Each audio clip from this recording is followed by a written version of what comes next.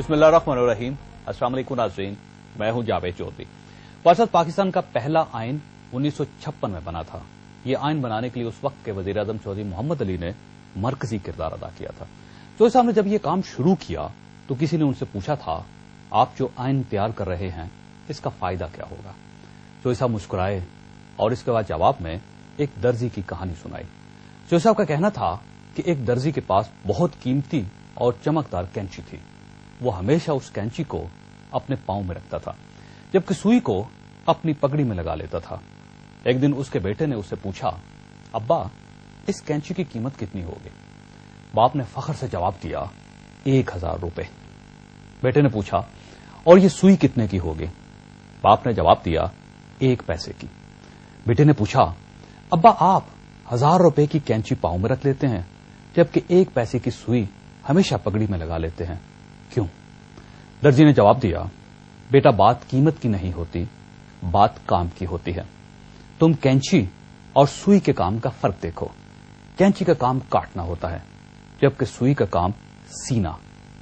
कैंची ख्वाह 10 लाख रुपए की ही क्यों ना हो, ये चीजों को काटेगी, और सुई की कीमत तिनके बराबर ही क्यों ना हो, ये सिएगी। चुनांचे कैंची हमेशा दर्जियों के पांव में रहती है और सुई पकड़ियों में।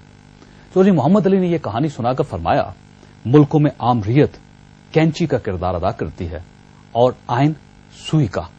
हमने अगर आज सुई ना बनाई तो पाकिस्तान में आमरियत आ जाएगी, और यह आमरियत कैंची की तरह इस मुल्क को टुकड़े टुकड़े कर देगी।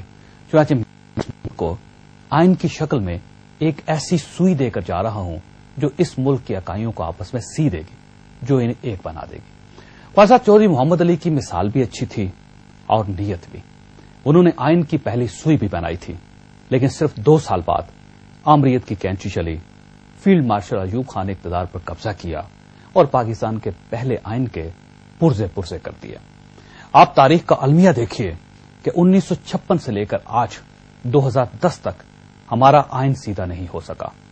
1956 का आइन बना, 1958 में टूटा, 1962 में बना, 1969 में टूटा, और 1973 में बना, और इसके बाद टूटता, बनता, बिगड़ता, तब्दील होता, सीधा होता चला गया, यहां तक कि 2009 और 2010 आ गया।